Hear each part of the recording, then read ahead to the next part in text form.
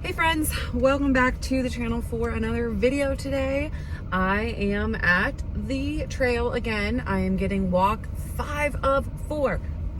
Pretty excited about that. I ended up doing a double walk yesterday with my friend there's some weird guy coming, lock my doors, at swim practice. We ended up doing a 45-minute walk while the kids were swimming. And so I got 2 walks in yesterday. So this is walk number 5. So pretty excited about that. I hope that you guys are having a good Friday so far. I am feeling astronomically better than I did yesterday.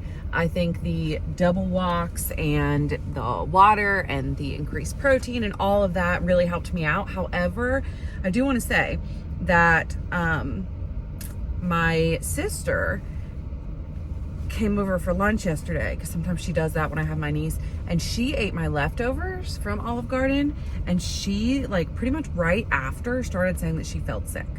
So I found that very interesting. So I did feel nauseous and just kind of gross, but I thought it was my shot. I thought it was high fat stuff, but she literally said the same thing. So maybe I had some bad chicken or something, or some bad cream in the Alfredo. I don't know, but I thought that was interesting. So we ended up throwing away the rest of it. So there's that. Feeling a lot better today. Now, I do have a bit of an update on the FDA. Why is the sun always in my face? On the FDA and what they said in regards to compounded tirzepatide yesterday. So as you know, if you kept up with this at all, then you know that the FDA had to speak yesterday in terms of set forth by the judge in regards to the lawsuit that was filed by the OFA. They were required to, they had asked for an extension to figure things out, and they would allow compounding until yesterday, which was November 21st. So yesterday they had until 5 p.m., which one of you actually told me what their time deadline was or whatever, but they had until 5 p.m. So they came out, and essentially what they did was ask for another extension. So they came out and they said, we need more time to gather proper information. What they're finding out, was said in the release, which I will link down to below if you want to go and read it. But essentially what was said is that they're finding that there are still some people who are not able to fill their Zepbound prescriptions, and the use of compounding tirzepatide is still increasing at a pretty steady rate, which to them indicates inaccessibility for branded medication. And so they're trying to figure out if the reason people are sourcing compounding is due to unavailability of branded medication, if that makes sense. So they said that they need some more time to figure that out and come to a better conclusion before they really speak on whether or not they're going to leave the tirzepatide off the shortage list or put it back on. So the new date is December 19th. So they pretty much have extended it for another month. So I'm assuming that most telehealth companies that are still operating will continue to do so in the same way that they are. For Orderly, I know that they are business as usual. You are still able to order 3 to 5 months at a time. And you also can order 1 month, 2 month, the starter pack, and then semaglutide, of course, as well. I did want to ask anybody that has ordered the 5 vials from, and I'm not a starter pack, so not the buy 2 get 1 free, which is still going on, by the way. So if you want to start, great time to do so. There's a link in the description. But if you've ordered the 5 vials, have you received them yet, or have you heard from the med team yet? And I ask because I've not heard from them, and I've not received them, obviously. Now, I did reach out to Chris, and he kind of got back to me and said that the people that ordered the first day or two, there's some kind of technical glitch. And so they're trying to work that out. However, they had escalated my case, whatever. They're so responsive when you try to get in touch with them. And I did want to update on another issue. If you've seen my comments, there's been a commenter lately. His tag is UPS. His name is Bruce. UPS something. And his name is Bruce. And he had kept commenting on my videos like, Orderly is a fraud, they scammed me out of money, Orderly is not responding to me, whatever. So I ended up, he actually reached out to me via email, and he sent me all of the text messages that had transpired between him and Orderly, and what had happened. And there's some huge mix up. Like, I'm not going to share all his personal business. I'm sure he'll watch this video. Maybe he can comment on it if he wants to. But there's a huge mix up to where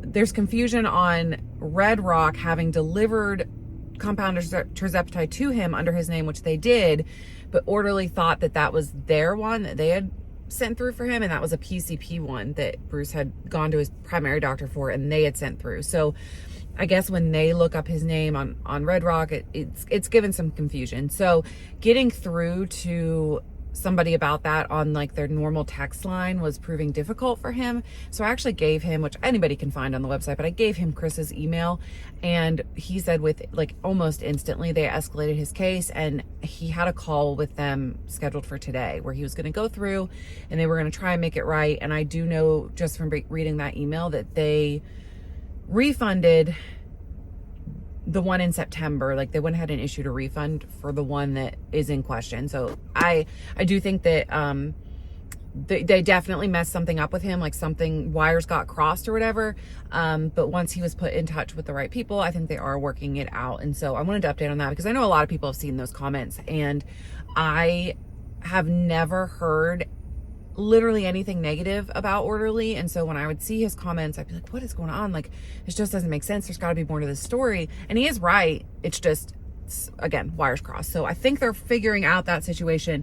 I'm sure you've seen the comments. He's commented on literally every one of my videos for the past couple of weeks. And I'm honestly glad that he finally emailed me so that I could help him get in touch with the people he needed to really talk to. So Bruce, I'm happy that you finally are getting in touch with them and getting it worked out and getting your money back, because I would also be very frustrated if I was out $400. That's a lot of money.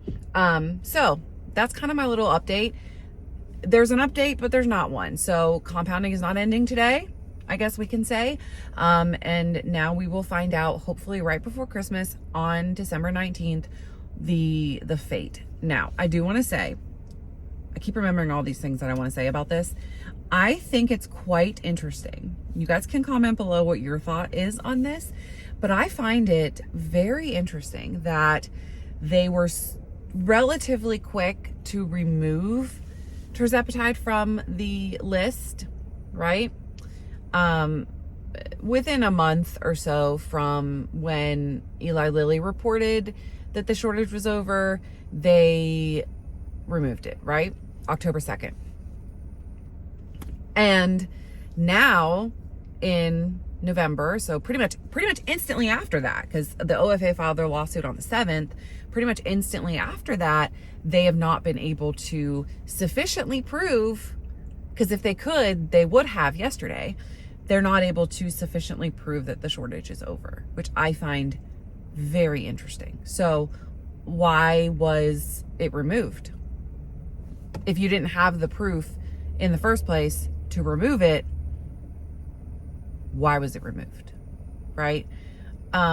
Because obviously that means that you didn't have the proper documentation, and the FDA, maybe Eli Lilly, just sort of thought that nobody would challenge it, or thought that, the FDA says that it's over, so it's time to stop. I don't think that they anticipated being sued over it. And so I think it's good. I think the people are speaking, right? I think it's interesting. I just find it so intriguing, though, that they don't have the proper documentation to prove that the shortage is really over. I think that says a lot about the decision, the initial decision, and where the initial decision came from, and where the encouragement for the initial decision came from. Now, I never want to speak badly or put out that I feel negatively about Eli Lilly, because that's not what I'm trying to say. I have said a million times that I love them. They made the greatest discovery of all time, in my opinion, like equivalent to freaking penicillin, I think. But there's a lot of greed happening now at this point. And you can clearly see it just in price differences from one country to another. The greed that's happening in America, and it's not just Eli Lilly, like everybody greedy here, the whole government, all of them, they're all greedy. But I'm really proud of the OFA and of the compounding pharmacies, who I know also have a bunny in the hat. Like they're making money off of it as well, but like they are fighting to keep it accessible. And I think that's the most important thing. Like I wish that Eli Lilly and the FDA and the compounding pharmacies and the whole of them all would get together and try to figure out a way to make it accessible for the American people in a way that makes everybody happy. Because like in a way where Eli Lilly can still profit off of it, in a way where compounding pharmacies can still make it in specialized ways, different dosages, adding different things, whatever. Because they made this discovery that's supposed to help the American people. It shouldn't be about money. And it's sad that it is about money. Money is the root of all evil. I 100% believe that. And I've seen that in my own life, and it's the truest thing ever. So, yeah, I don't know. I think that the Eli Lilly and the OFA and all the representatives from Red Rock and Hallandale and all these bigger companies need to have a meeting and have a lock them in the room for 12 hours until they come to an agreement. That's what I think needs to happen. But anyway, for now, we're safe. December 19th, they will speak again, and I guess we will update on it again. So essentially, we have to wait again some more and be nervous for another month. I don't know. And maybe get the worst news ever 5 days before Christmas, but at least it wasn't yesterday. So 12 minutes later, I'm done with that little spiel. Is that an ant? I don't know what that is. Anyway, I'm gonna go on a little walk. It's 40 degrees, but I just feel better when I at least go out here. I don't know that I'll go in the woods today because it's cold. It's, again, 39 degrees, and if you go in the woods, it's only gonna be colder. Is this person in this red car sitting there staring at me? No, there's nobody in their car. So I'm gonna walk like around the lake a few times, I think. So anyway, I hope this update helped you in some way. Let me know your thoughts down below, what you think needs to happen, what you think is going on. I think I'm gonna end this video here because I don't know, at this point I feel like you guys have seen me walk around this circle 47 times and maybe you don't want to see that anymore. But yeah, I'm still hopeful. I think that this is a good sign that they're not able to prove it, that they're not able to prove anything. It's a good sign, in my opinion, because that means that there is still questions, and there is still some data suggesting that the shortage is still there. And so the fact that they're taking the time to properly investigate it could either be good or bad for us, but at least we know, hopefully, that if they do come with a decision that the shortage is over, that they followed the protocol that they should have followed in the first place. You know what I'm saying? That's my thought on it. So thank you guys so much for watching this video. I hope that you have a great weekend. I will see you on Monday for another update. And yeah, hope you have a great weekend, guys. Bye.